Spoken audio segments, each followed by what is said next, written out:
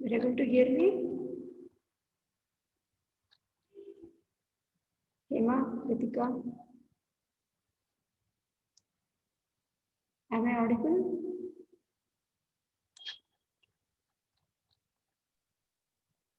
Yes, ma'am. Okay, can you tell me the rotator cuff muscles button?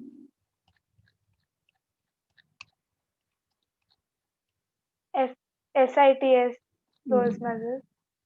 Supraspinatus, infraspinatus, and teres minor. Okay, the shoulder joint is easiest joint, but how is it formed? It is, as Hema told us, it is ball and socket type of joint, which is formed between the head of the humerus and the glenoid cavity of the scapula. So those are the articulating surfaces, and then you will see we have certain ligaments surrounding, isn't it? So we have glenohumeral ligaments. What are the glenohumeral ligaments? Superior, middle, and inferior glenohumeral ligaments. Already this has been discussed. I'll go a little fast. Is that fine for both of you? Yes, ma'am. So from the glenoid cavity to the humerus, we have superior, middle, and inferior glenohumeral ligaments. Okay, and bridging this intertubercular sulcus, we have transverse humeral ligament. Okay, from there you will see long head of biceps will be passing deep to the glenoid cavity. Margins of it, it gives attachment to glenoidal labrum. Okay, so these are the chief ligaments we have. Like outside to the joint, we have the fibrous capsule, which is extending from the margins of the glenoid cavity to the like anatomical neck of the humerus. Okay, over which thickenings are only ligaments. Okay, so between the coracoid process and humerus also we have coracohumeral. Okay, then so extensions of the synovial membrane under the surface of the capsule are bursae. Below the deltoid, we have subdeltoid bursa. Below the subscapular muscle, we have subscapularis bursa. Below infraspinatus, infraspinatus bursa. Okay. And then, by looking at this picture, we can talk about relations. This is acromion process. This is glenoid cavity, glenoidal labrum. This green in color is fibrous capsule. Over the capsule, we have six muscle, as Ritika told: supraspinatus, infraspinatus, teres minor, and subscapularis. These are the anterior relations, and these are the posterior relations. This is superior view, and this is inferior. Okay, by looking at this picture, we can talk about relations. Blood supply, anterior circumflex, posterior circumflex humeral vessels, which are the branches of the third part of axillary artery. We have suprascapular and subscapular vessels. Then nerve supply, axillary nerve, musculocutaneous, and suprascapular. Movements you can do from this table bottom. You can just talk about the main muscles. You can ignore axis. So flexion, like clavicular head of pectoralis major, anterior fibers of deltoid. Extension, posterior fibers of deltoid, latissimus dorsi. Adduction, pectoralis major, latissimus dorsi, and so on. Then shoulder joint dislocation you can talk about. Okay, because shoulder joint is structurally weak joint. If there is an overhead abduction, if somebody is pulling hard, then what happens? The head of the humerus can slip and it can come to lie below the glenoid cavity. Okay, that is one point. And frozen shoulder is a condition where you will see the overhead abduction beyond 90 degrees becomes difficult because of the thickening of all the six muscles over the capsule of the shoulder joint. Okay, that shoulder tip pain, that is due to the irritation of diaphragm because they are sharing the same nerve supply.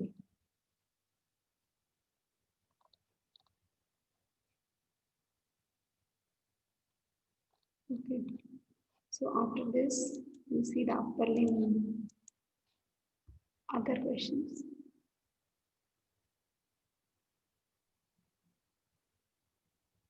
Brachioradialis muscle, origin, insertion, nerve supply, action. From where does it come, beta? Brachioradialis?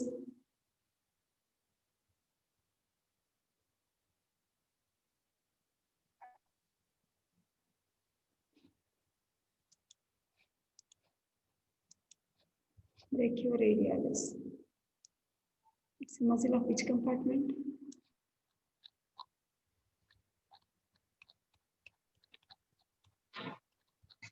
Forgot.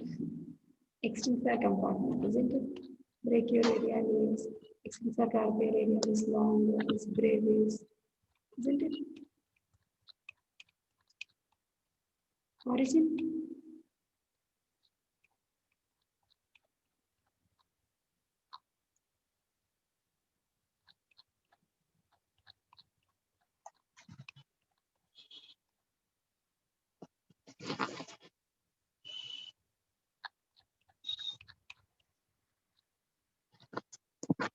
This one better.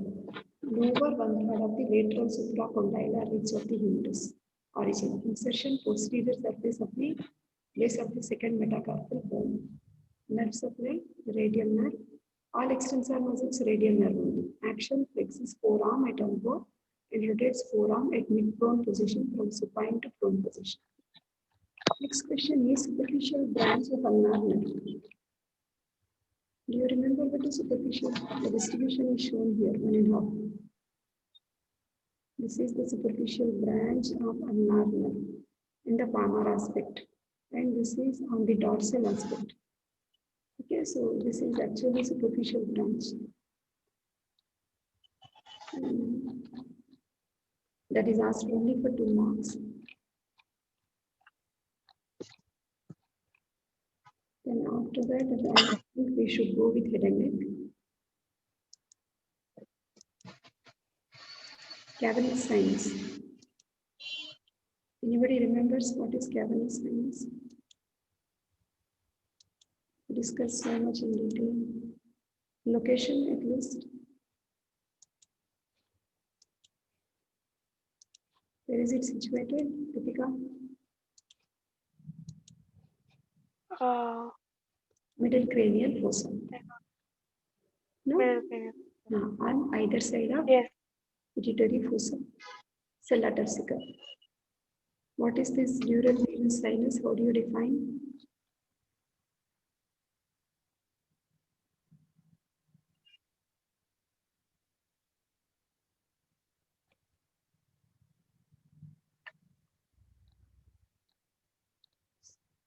Yeah, one line. What is the definition of dural venous sinus?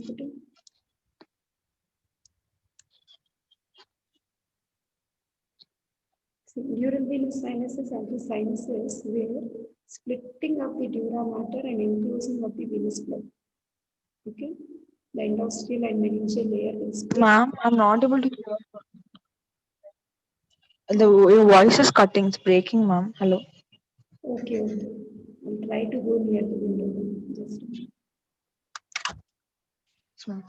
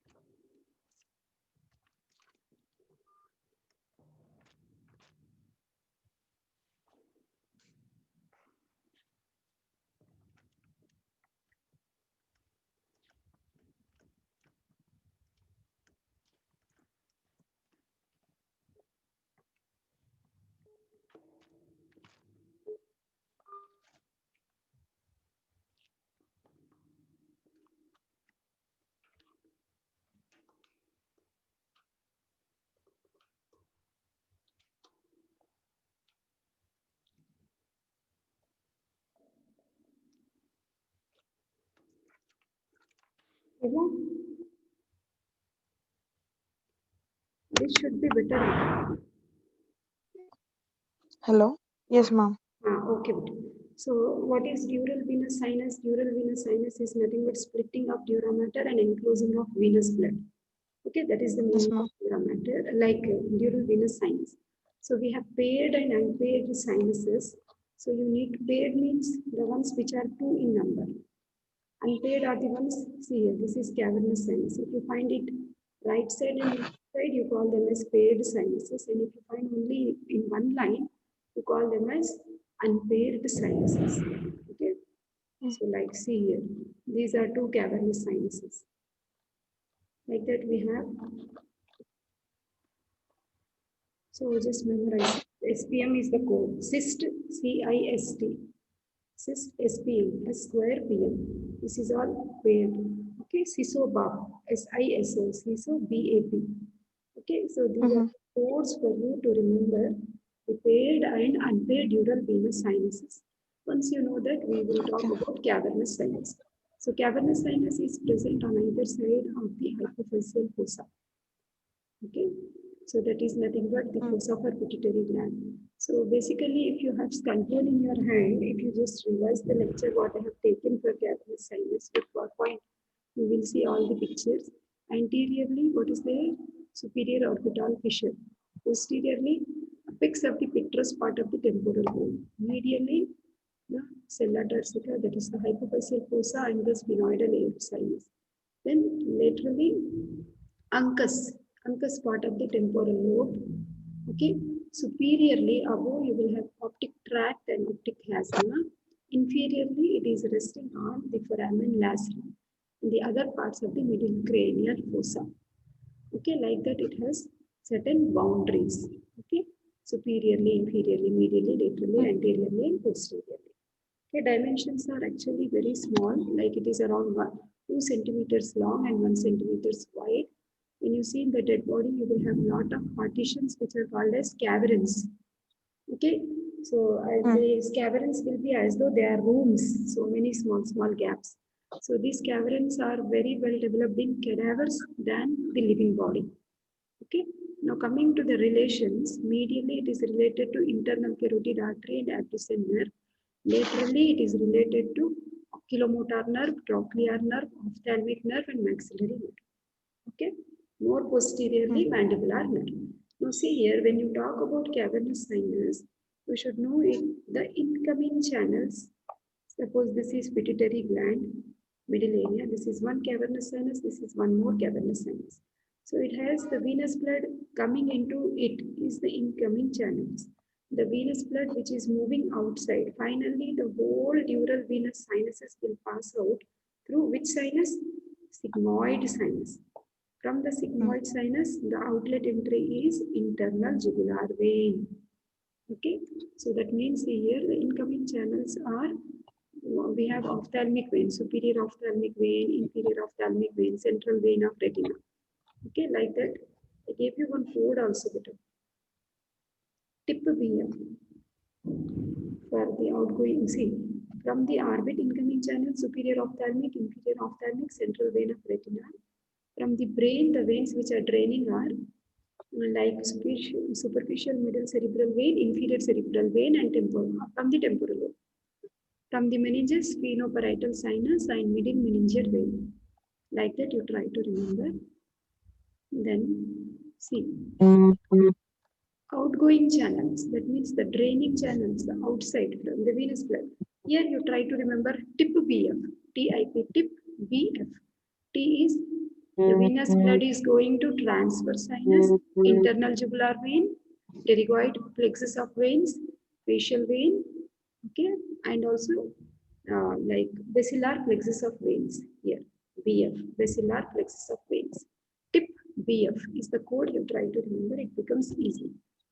Then, so what are the factors which are allowing this blood to move freely?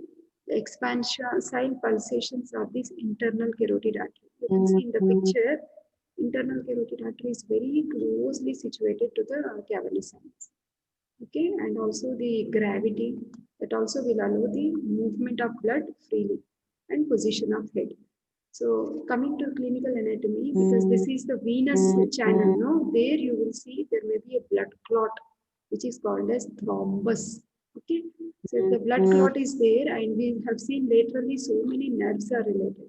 So compression of these nerves will cause clinical symptoms of that particular area. Suppose if oculomotor nerve is compressed, then extraocular muscles may be like paralyzed. They may not be getting nerve supply, and there may be different types of squints, trochlear, oculomotor.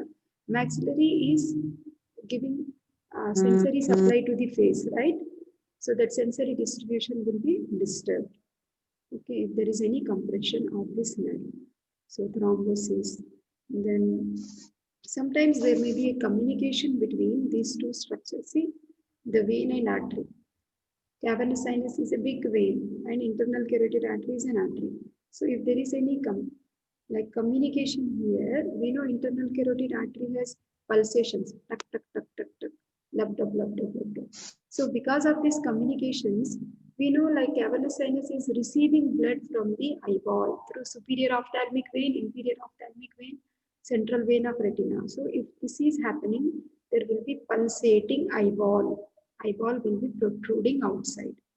Is it clear, Emma?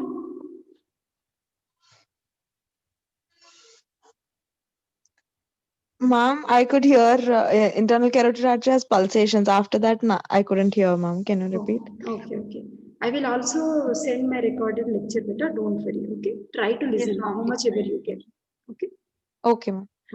So there is a communication between the cavernous sinus and internal carotid artery. Suppose our eyeball will pulsate, tuck, tuck, tuck, with each pulsation of internal carotid artery, because cavernous sinus is receiving venous blood through superior ophthalmic vein, inferior ophthalmic vein, central vein of retina.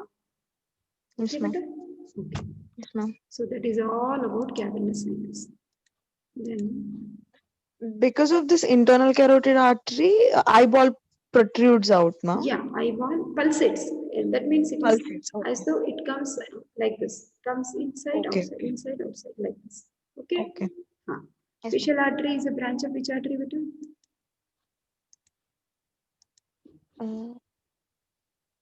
Ritika, you don't tell beta because Emma has taken little long break, right? I don't remember anything, ma'am. No problem. No problem. Okay. Facial, simple question I'm asking. Facial artery is a branch of which artery? Now also, if you concentrate, you will learn everything, Hema. Don't take any tension. Yes, ma'am. Okay, ma'am. Ritika, do you remember better?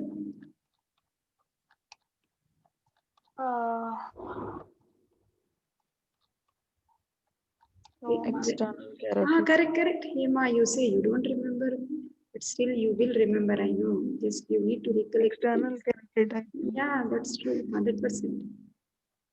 It's a branch of external carotid artery. Yes, ma'am. See, this is common carotid artery which divides into external and internal. Okay, at the tip of the greater corner of the hyoid bone. Okay, you can see this one. You see this one which is winding in the neck and entering into the face. So the part of the artery which is running in the neck is cervical part. And the part of the artery which is moving into the face at the angle of the mandible. Angle of the mandible is junction of ramus and body. This is body and this is ramus. So this is angle. So at the angle of mandible, you will see it is moving up. And it has highly tortuous pores because it should facilitate movements of the facial expression. Okay? Okay. And then, see, cervical part is little curved, and this artery is also called as anesthetist artery because the anesthetist will generally check for the pulsation of this artery while giving anesthesia to check the anesthesia is going in normal range only and there is no harm to the patient. As long as pulsations are normal, he can administer anesthetic drug. That's why this artery is called as anesthetist artery, easily palpable. Okay. Now, once it enters into the face, you see it is giving branch to the lower lip and upper lip. We call them as inferior labial branch and superior labial branch. And to the dorsum of the nose, lateral nasal branch. To the angle of the eye, angular artery. Okay, so like that, this is the course of facial artery. At the angle of the eye, it is actually like anastomosing with supraorbital and supratrochlear arteries, which are the branches of internal carotid artery. That means angle of the eye is making a landmark for the communication of internal carotid artery with external carotid artery. Okay, beta, that is all about facial artery. Read once, you will understand. Okay. Histology of tongue. What do you see in the tongue histology? Papillae, taste Very bud. good. What are the various types of papillae we see? What type? Filiform, Circumvallate, filiform, fungiform, foliate, circumvallate, circumvallate. foliate. Okay. What type of epithelium do we see there? Non-keratinized, stratified. Yeah, stratified squamous, non-keratinized. Do we find anywhere keratinized epithelium also? No, no, Yes. ma'am. Keratinized only skin. No. In filiform papillae also. Oh, okay, ma'am. Okay. Okay. So, We find keratinized in filiform, ma'am. Acha, okay. Rest Okay. all are stratified squamous, non-keratinized only. Okay. And what else do we see in the tongue? Apart from papillae? Few filiform has taste buds. No, circumvallate has taste buds, beta. Oh, okay. Filiform does not have taste No, buds. no. Sorry. Okay, nice. No problem. Even if you tell mistake, you will remember more. Yes, ma'am.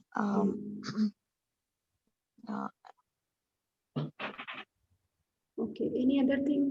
Do you remember, Ritika? From tongue histology?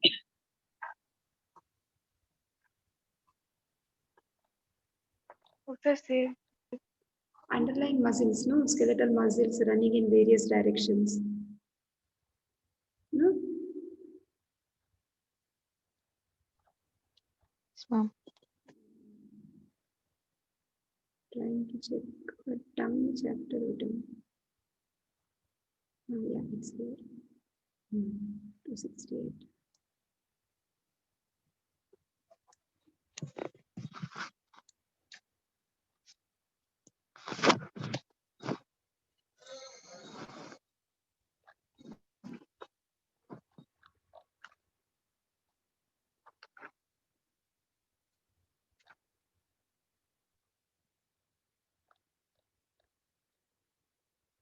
Yes, this is the way, as you said, Hema.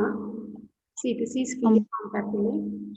Little broadened one is fungiform. More broadened one is circumvallate. And circumvallate papillae has taste buds. Filiform has stratified squamous keratinized epithelium. Fungiform circumvallate has stratified squamous non-keratinized epithelium. Underlying is lamina propria, below which you will find skeletal muscles running in various directions. Okay? Okay. So that is all about tongue.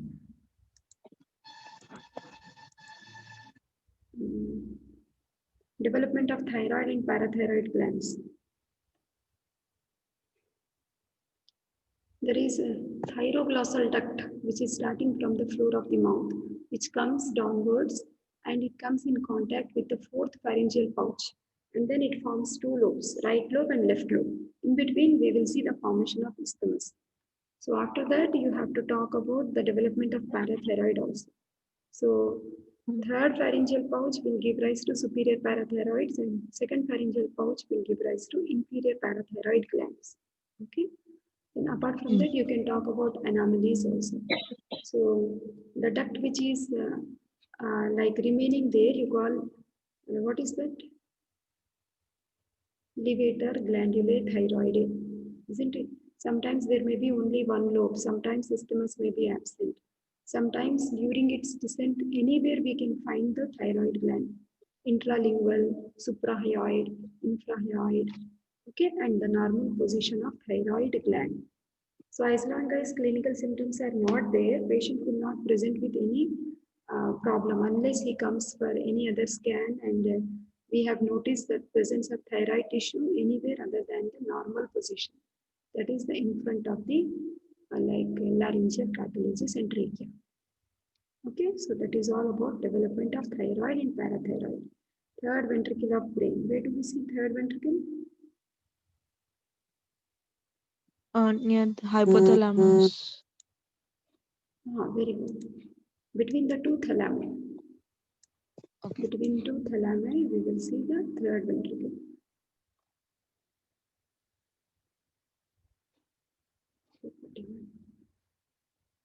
Can you tell a little more about the communications? Till we open the page.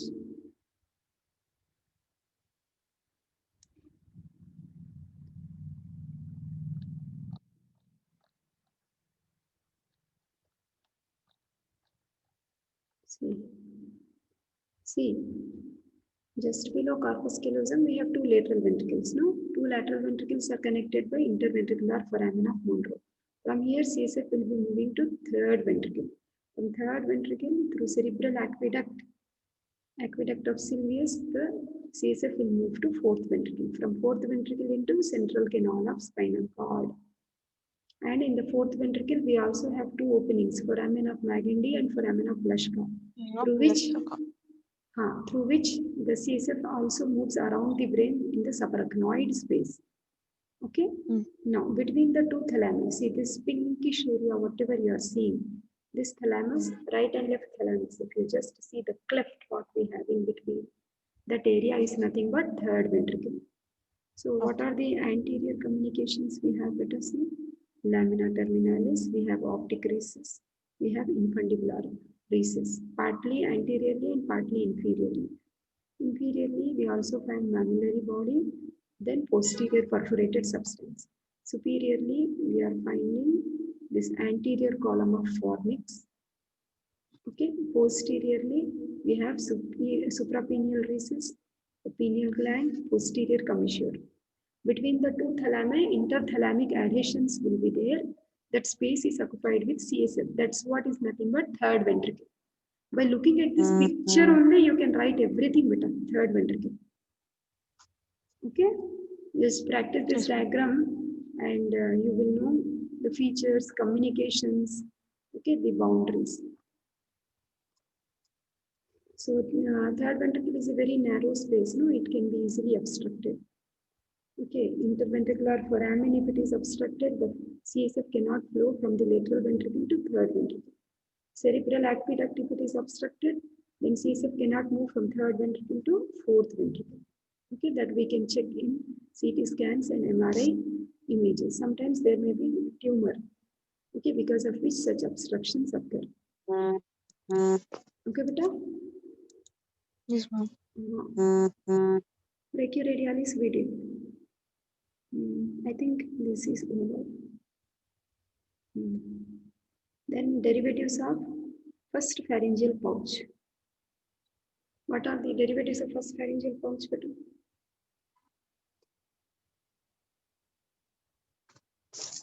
Just check in the embryology book. We have all muscles of mastication. Okay. Blastocyst. These two we will see. What are the nuclei present in the cerebellum?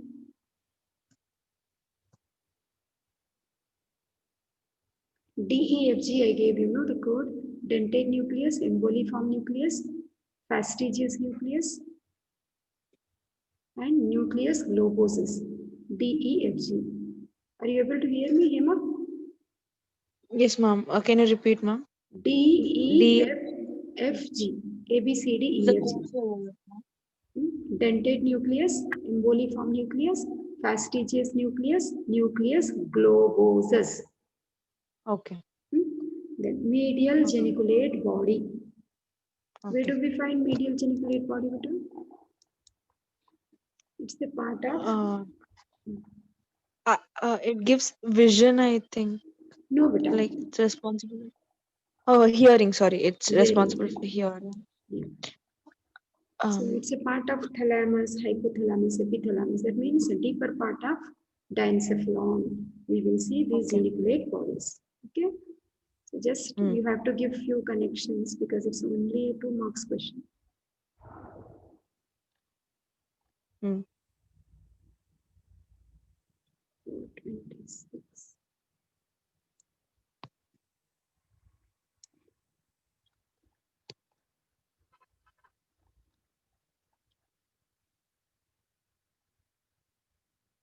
See, but metathalamus. Part of thalamus this is.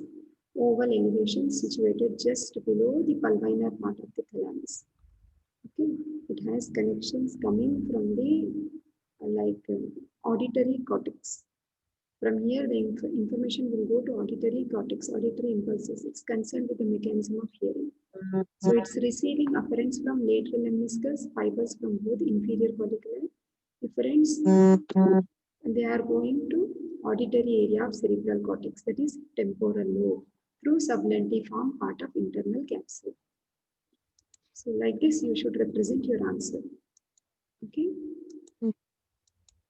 Then only embryology part is left over.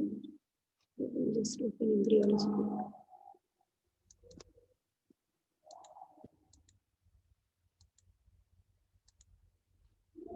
Ritika lost connection, I guess. Okay. Ma'am. You are back to Hyderabad, beta. Yes, ma'am. Today morning at 5 o'clock we came.